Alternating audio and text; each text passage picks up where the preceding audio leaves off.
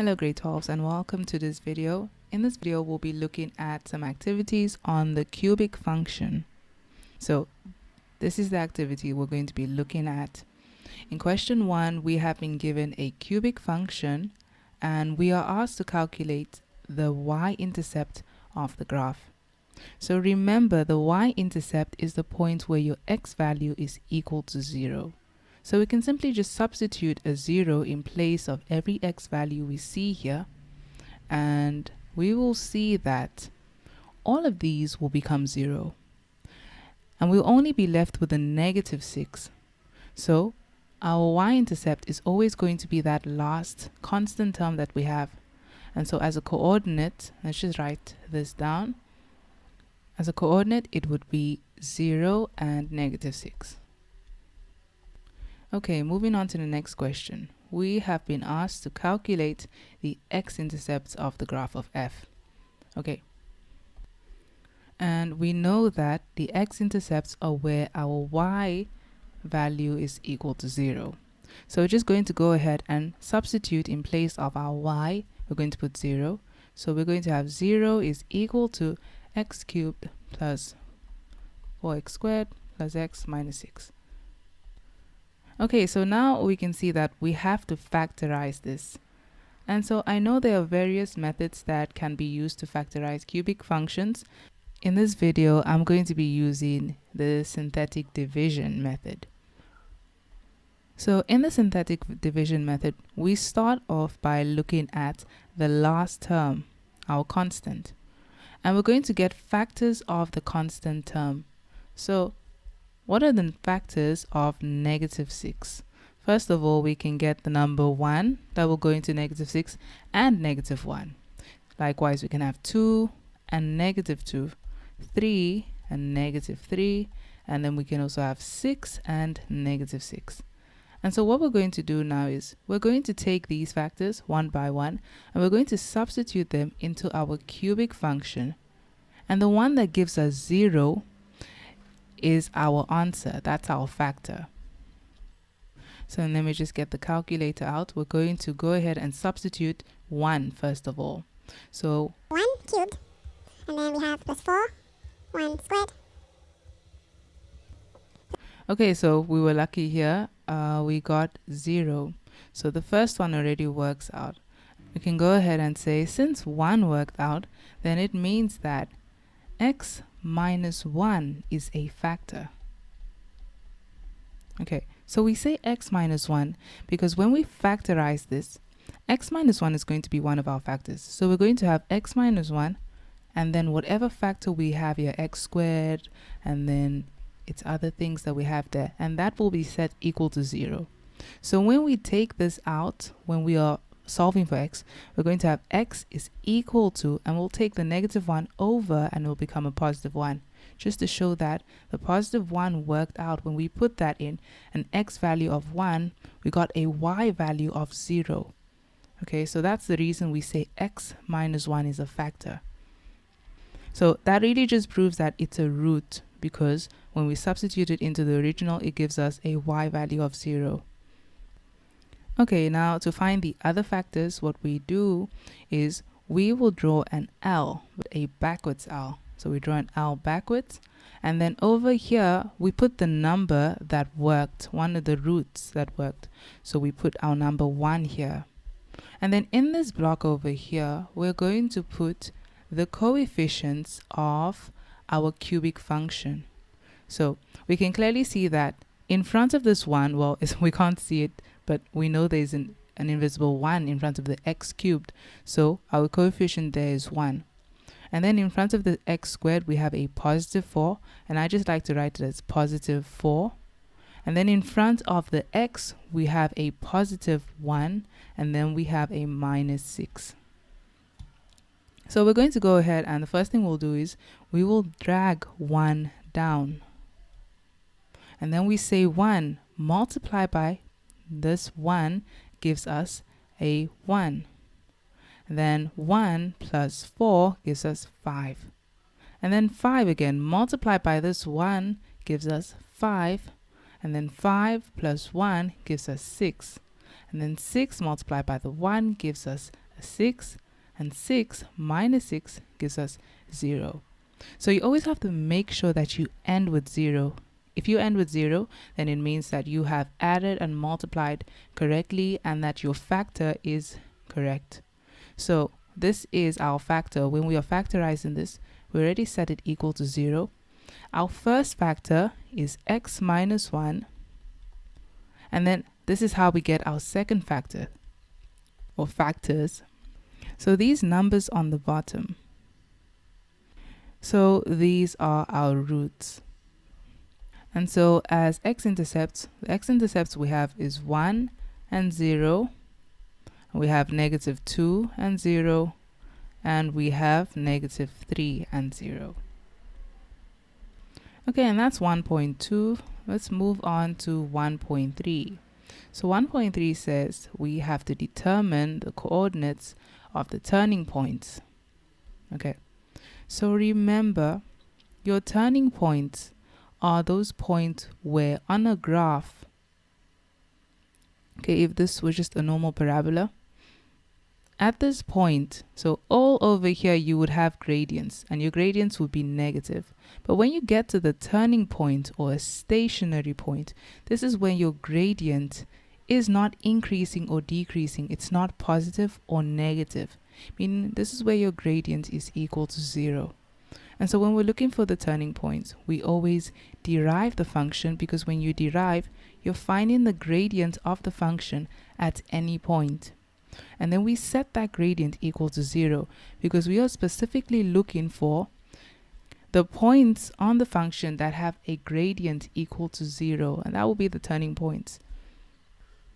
Okay, so we're going to say in 1.3, we are saying, okay, we have f of x. I'm just going to rewrite f of x. And then we are deriving it. We're saying f prime of x is equal to 0. Okay, so we're going to go ahead and derive this. So remember, it's always the coefficient multiplied by the exponent. In this case, we have a invisible 1 multiplied by 3, which gives us a 3. And then our base, the exponent always has a 1 subtracted from it. So 3 minus 1 gives us 2. So we have 3x squared. Same thing here. We'll have a 2 times 4 gives us positive 8. And we have x to the power of 1. Since we had a 2 here, minus 1 just gives us positive 1. And so lastly, we have our positive x. So remember, we're taking the coefficient of it, which is a positive 1, multiplied by the exponent of 1. And so that just gives us a 1. And then we have our x to the power of that 1 minus 1. So we see we will have a 1 multiplied by x to the power of 0. Anything to the power of 0 just gives you 1. So it's just a 1 multiplied by 1, which still remains 1. And so we just have a plus 1 over there. And finally, that is equal to 0. Okay, so if you look at this, you'll see that we can't factorize this quadratic equation. We have to use the quadratic formula to factorize this. Okay, so we're going to go ahead and pull up the calculator and use the quadratic formula. So remember, your formula is x is equal to negative b plus minus the square root of b squared minus 4ac over 2a. Okay, so we know the one with the x squared, the coefficient of x squared, that's our a, and then this is our b, and that is our constant, our c. So I'm just going to go ahead and substitute those.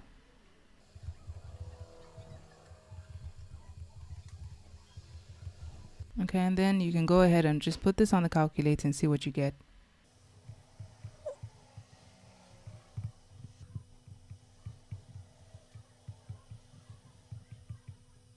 Okay, so I'm just going to look at this in decimal form, and I'm going to round off to 2 decimal places. So our answer is negative 2.5, and then we're going to round off, so 56.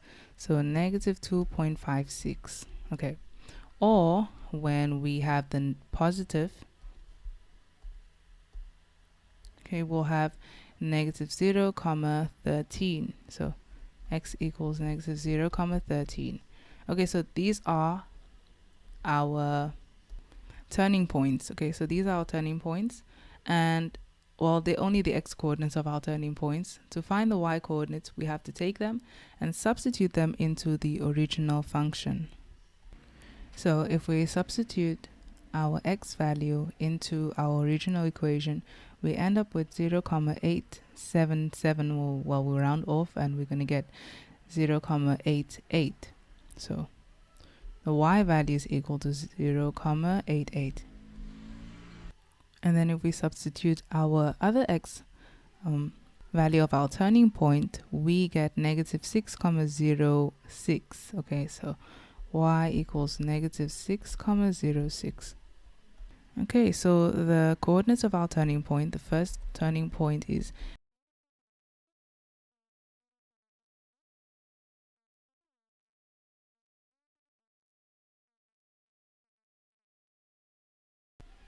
okay, moving on to the next question. The next question says, draw a neat sketch of f clearly showing all intercepts and stationary points. So we have to make sure we show the x and the y-intercepts and the stationary points as well. Okay, so without graph paper, I'm going to first of all look at all our y values because I want to draw the y-axis. So I see that we have a negative 6 over here as a y value. We've got zeros here as our y values. So I'm just trying to see what is the highest y value we have and the lowest one. So we've got these y values as well. Okay, so remember we already had a negative 6, but this one is going even further, even lower. So negative 6,06. And that's clearly the lowest y value we have. So, and our highest y value, we had a 0 all through here. Okay, so it just means that our highest y value is 0. So our graph, the y-axis can just really go from 1 to negative 7, since this is our highest y value and that's our lowest. Okay, so this is our y-axis. And then for our x-axis, you can just go ahead and look at the x values and just see how far they go as well. Okay, so here's our graph, our Cartesian plane I mean. And so now we can put down our points. The first point I like to put down are the turning points. So we have negative 2 and 56. Okay, so negative 2 and 56 would be somewhere around here, somewhere around the middle. And then we have 0 and 0,88, which is not exactly at 1, just a little below 1. So I'm just going to put it here. The most important thing is that you write down the coordinates that you have. Okay, so we have negative 2,56 and 0,88. Okay, then our next turning point, we have negative 0,13. So that's not too far. That's just somewhere around here.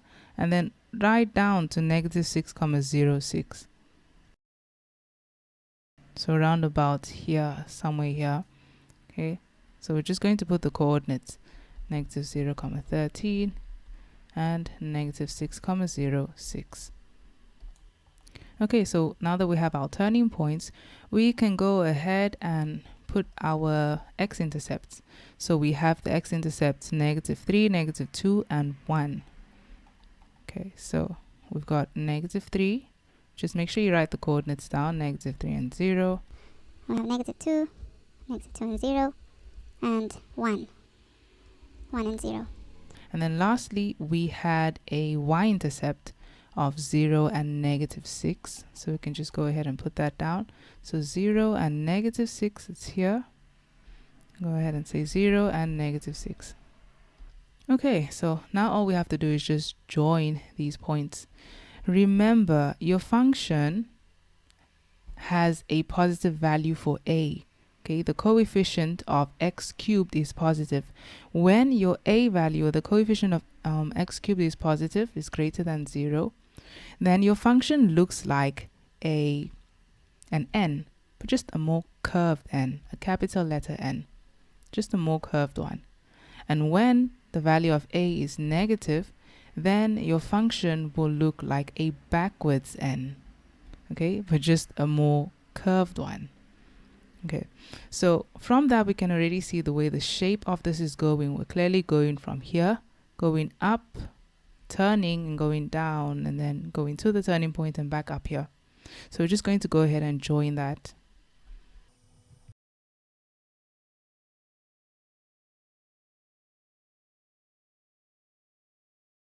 Okay, something I like to do is I start from the turning point sometimes. So you grab from the turning point and hit that, and grab from the turning point and hit down, and then you can stop, and then when you get to this turning point you try to make it reach that one. But what you do is you kind of focus on the end point that you're going to, and when you keep your focus on it, you usually just end up meeting it well.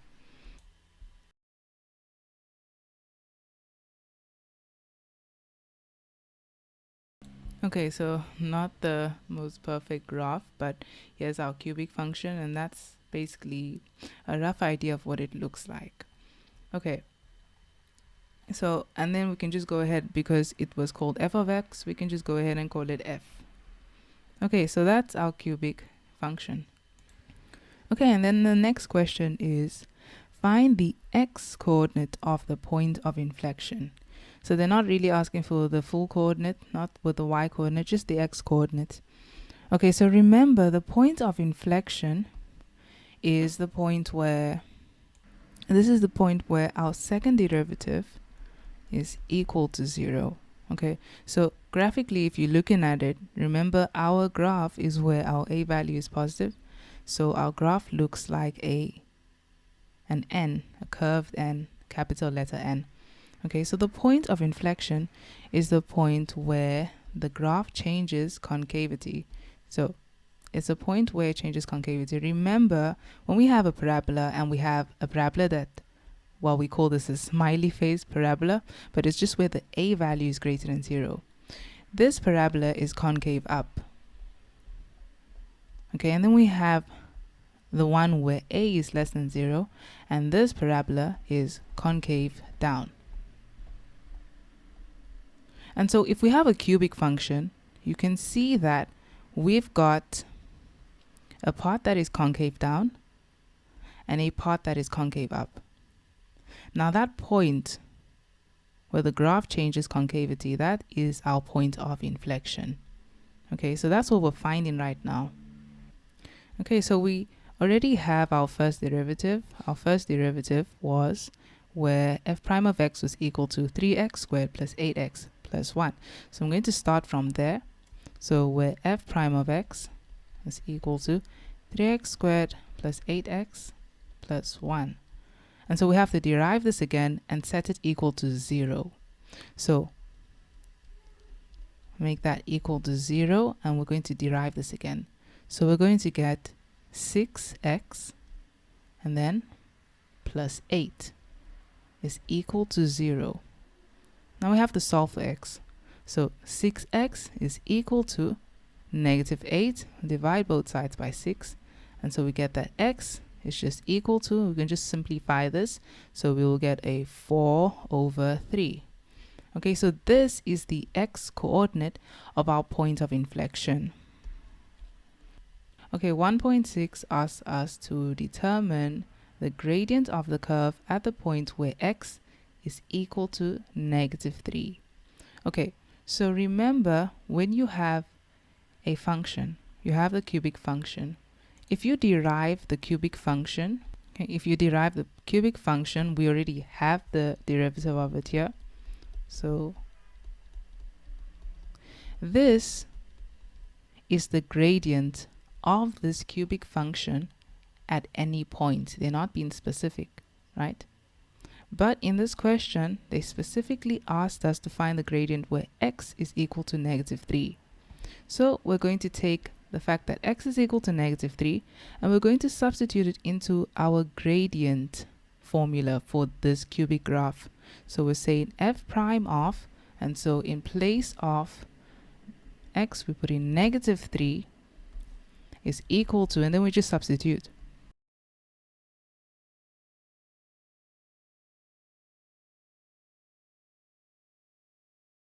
Okay, and let's see what that gives us. So f prime of negative 3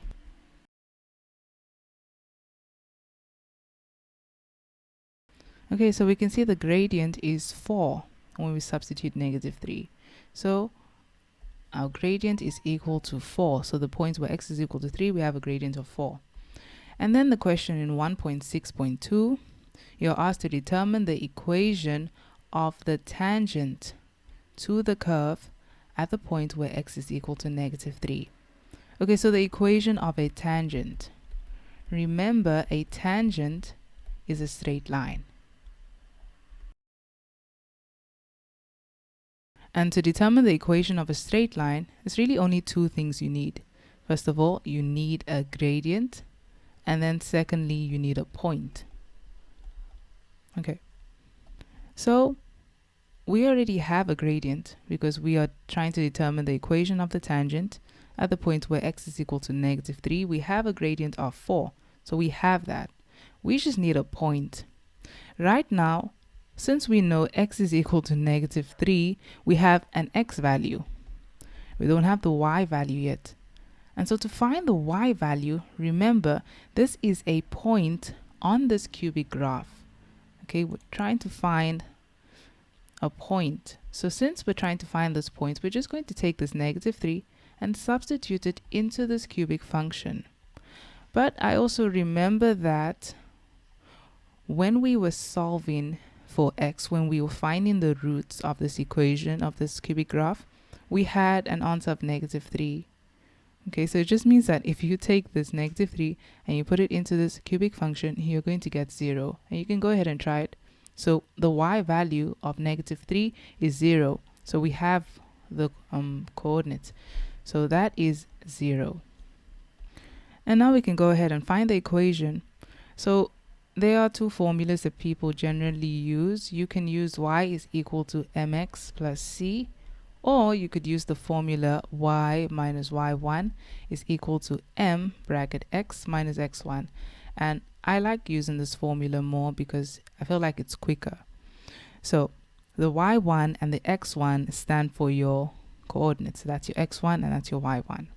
And m again just stands for the gradient. So we're just saying y minus our y coordinate of 0 is equal to our gradient 4 multiplied by our x minus -3. And so that's just going to give you a plus 3 because negative multiplied by negative, that's positive 3.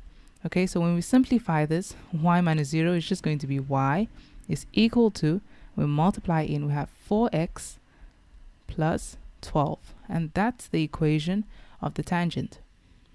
Okay, and now we go on to 1.7. So 1.7 is asking for which values of x will, first of all, will f of x be greater than 0? Okay, so in order to find this, we can use the graph. So they are asking us, where is f of x greater than 0? Remember that f of x really just means y.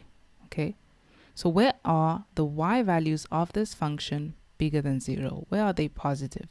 So we're going to look at our function, and you can really just focus on the y-axis. So if you focus on the y-axis, we're going to look at this function and see where all the y values are greater than 0. So if you look at the bottom here, these have negative values for y, so it's clearly not here. But when we get here and then we start increasing on this graph, then we see that all these values are greater than 0. They have y values that are bigger than 0, all of these. Okay, so it's clearly working for values that are bigger than -3. Okay, because if you look at these x values, we always look at the x values. So we're looking at, we have -3, and then after -3, even if it wasn't like -2, but something like in the middle of -3, we have values that are greater than 0. So we can see that from here onwards, from values bigger than -3, we have y values on the graph that are greater than 0. And then we still keep having y values that are greater than 0, but then it stops at -2, well, before -2. Because if you go past -2 to this part of the graph, then you start seeing that you have negative values for your function. So clearly it's working for values that are greater than -3 but smaller than -2.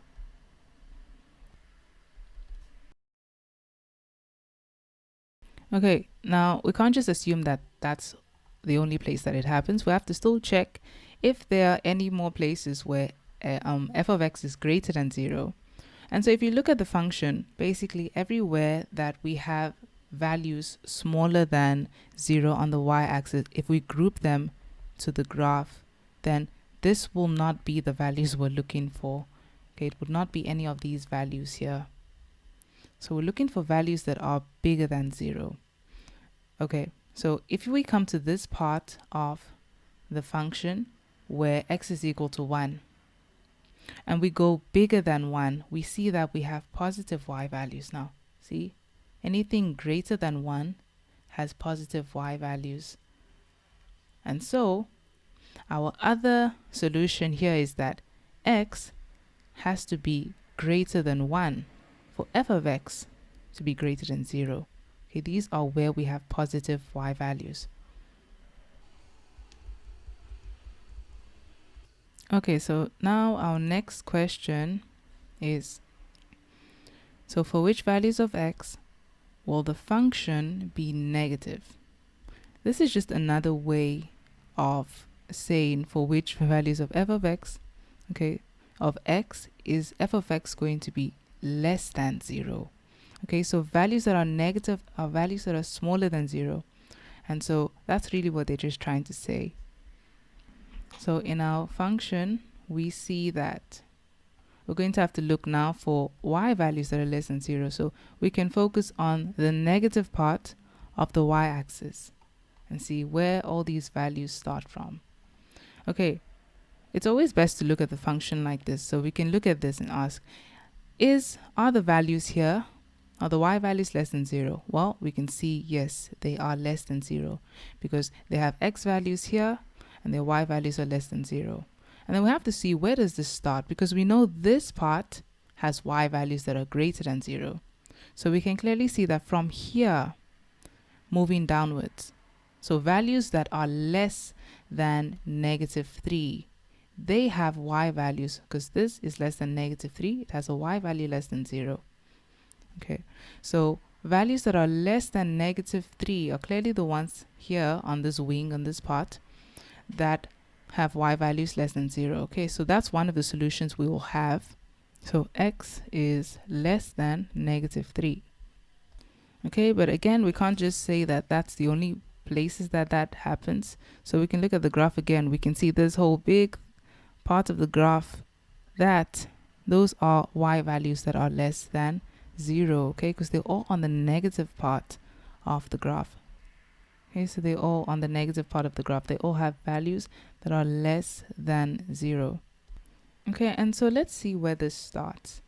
So we know that these ones are values that are greater than 0. They have y values greater than 0. But then from here onwards, we have values that are less than 0.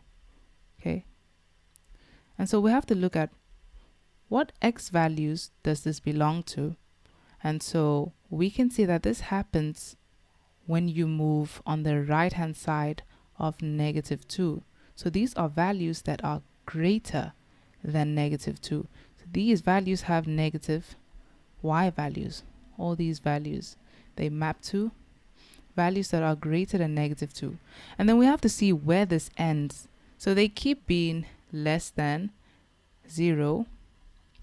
But then over here, we can see, we know that this part, this has y values that are greater than 0. So it clearly stops here. So it is values that are greater than -2, but less than 1. So every value smaller than 1. So for example, 0 has a value that is a negative. Okay, it has a value less than 0. It has a y value that is less than 0. And every other value less than 1 also has a y value that is less than 0. Okay, so for this one, it's clearly running between -1 and 1. So values that are greater than negative 2 and 1. So values that are greater than negative 2 but smaller than 1. So we can have or x is greater than negative 2 but smaller than 1. Okay, so that is 1.7.2. And then we have where, so 1.7.3, we have f of x is equal to 0. So where are the x values where our f of x or our y is equal to 0? So remember, y is only ever equal to 0 at the x-intercepts. Because when we have x-intercepts, we make y equal to 0. So these are our x-intercepts. So we're really just going to have to put x is equal to all our x-intercepts.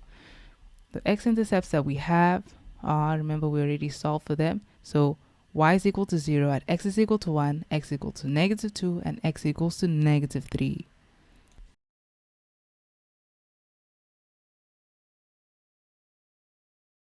Okay, and then 1.7.4. We have where, so we have to determine the values of x for which the gradient will be negative. So that was the word negative, but it faded out a bit. So where will the gradient be negative? Okay, so remember, let's just think about gradients quickly. If you had a line that went like this and it was just horizontal, a horizontal line, the gradient of this horizontal line would just be 0. Okay, think about it as a stick man can easily walk on this line. So the gradient is 0. But, and the rule is that the stick man always has to be walking from the left hand side to the right hand side. Remember, we read from the left to the right, and the numbers really always move from left hand side to the right hand side. So if you had a line that looked like this, we're going to have to think about it. Will this line have a positive or negative gradient? So if the stickman was walking on here, he always has to start from the left hand side, moving to the right hand side. Since he's moving up the line, this function is increasing, and so it has a positive gradient. Likewise, if we had a line that looked like that, the stickman is always supposed to be on the left hand side. He would clearly have to work down this line, and so this function would be decreasing, and so it would have a negative gradient. So we can clearly see that when your function is increasing, it must always increase from left to right, then the gradient is positive. And when we have a gradient that is moving downwards from the left to right, then it's decreasing. And that's the same way we can look at this cubic function. So looking at the cubic function, we're going to look at all the places where the graph is increasing and then decreasing. Okay, so with this cubic function, remember this is our left hand side and this is our right hand side. So we always have to move from the left to the right. So looking at this function, if we follow it, you see that this function is increasing. From the left to right, it's increasing. But we have to know, where does this start and where does this end? Okay, so when we get here, this is a turning point. Okay, at the turning point, your gradient is neither increasing nor decreasing. And your gradient is really just stationary. And that's why we call these stationary points as well.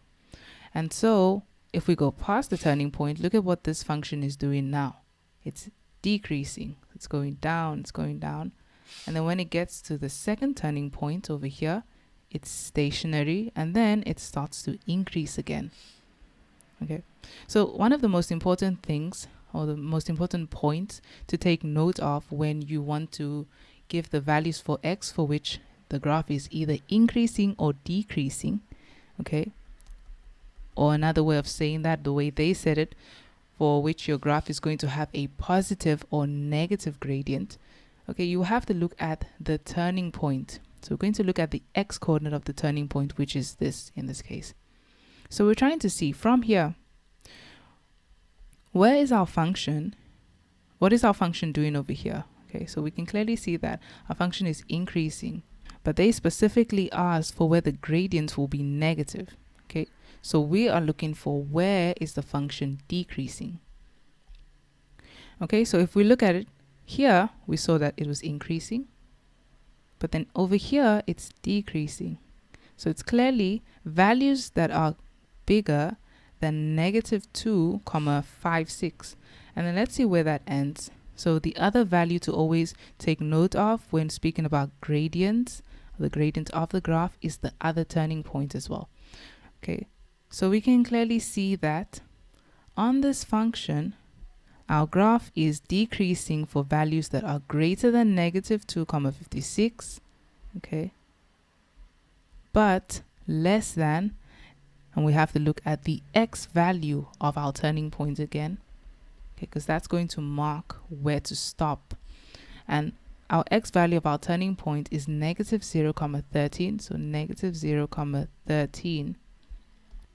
Okay, so it is decreasing for all these values that are greater than negative 2,56, but smaller than negative 0,13, because that's our next turning point. And then after this, it starts to increase again.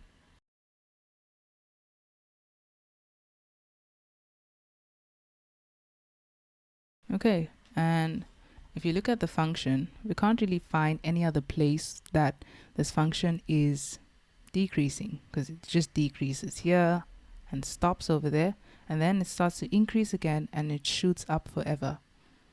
Same way, it came from negative infinity here, and it increased and stopped increasing here, went stationary, and then started to decrease. Okay, and then the next one we have 1.7.5. We are asked for which values of x will f prime of x be greater or equal to 0. Okay, so greater or equal to 0. Remember, f prime of x stands for your gradient. And the fact that they're saying where will the gradient be greater than 0, this is where will the gradient be positive. In other words, where will your function be increasing? Okay, but in this case, they also want where it's going to be increasing and where it's also going to be equal to 0. So where is the gradient of the function positive and also equal to 0? Well, we know that the gradient is equal to 0 at the turning point. Okay, so we know that it's equal to 0 at the turning points, and the gradient is positive wherever the function is increasing. So let's go ahead and look at that. So in this case, we'll have our turning points included, but then they also want where the function is increasing. Okay, so we could see that from here, this function, you always read it from left to right. This function is increasing, and then it stops increasing here. But we also want to know where the function has a gradient of 0, and we know that is at the turning point. So we can clearly have that this is where x is equal to negative 2,56. So that's where the gradient is equal to 0. But where the function is increasing are values that are clearly less than negative 2,56, because our negative 2,56 is here. And so these values where the graph is increasing, look at it from the left to the right, these are values that are smaller, okay, than negative 2,56. So this is where x is either smaller or equal to negative 2,56. Okay, and we know that this also happens on another part of the graph, but let's just put this down first.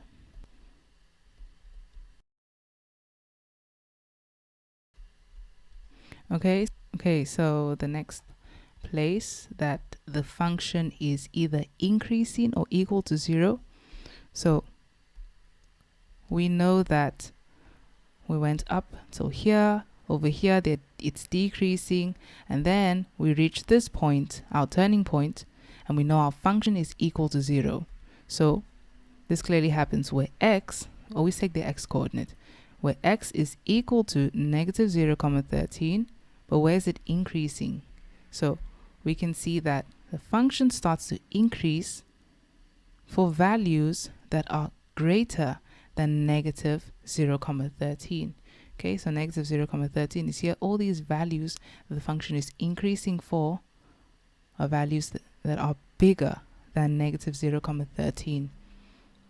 Okay, so we're just going to go ahead and write that down. So, or x is greater or equal to negative 0, 13. We're saying equal to, remember, because we also want where the gradient is actually equal to 0. Okay, so that's that one. And then we move on to 1.7.6, and they ask for which values of x will the gradient be 0. So remember, your gradient is only ever equal to 0 at your turning points. Okay, so we just have to find the x values of the turning points. Okay, so we already have our x values of our turning points. Remember that these are our turning points like we had in the graph. So like we have them in the graph, the x values of the turning points. So we're just going to put those down. This is where x is equal to negative 2, 56, and where x is equal to negative 0, 13. Okay, and then the last two questions about concavity. So 1.7.7, we have, where is f of x? Where will f of x be concave up? So remember the thing about concavity. Concavity on a cubic function, if we see that the graph is curved downwards, then this would be concave down. And if the graph is curved upwards, then this would be concave up. Okay, but we would need to know, where does this really start? So concavity, where you can mark it, is from the point of inflection, because remember, the point of inflection tells you where the concavity changes. Okay, so the values that are, so if you look at this cubic graph, it's a positive one because remember it's a and capital letter N. So we can see that this part over here is concave down. And so let's just say our point of inflection was x equals 2. I know it's not, but if it was, this will be where the graph will be concave down, would be for values that are less than 2. And where the graph is concave up would be for values that are greater than 2. So you always have to know your point of inflection to be able to see this. So let's go ahead and see this in our actual graph. So remember, we had a point of inflection that we found. We found our point of inflection to be x is equal to negative 4 over 3. Okay, so it just means that on our function, we don't even need to find the y value of this point of inflection. We just need to know the x value. So negative 4 over 3, that's just past 1, negative 1. Okay, so it's somewhere here.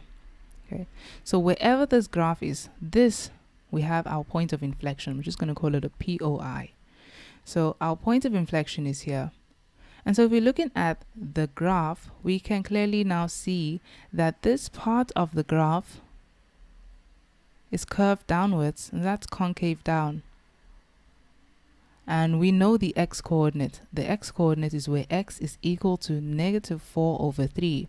So this is where the part that is concave down are for values that are smaller than negative 4 over 3.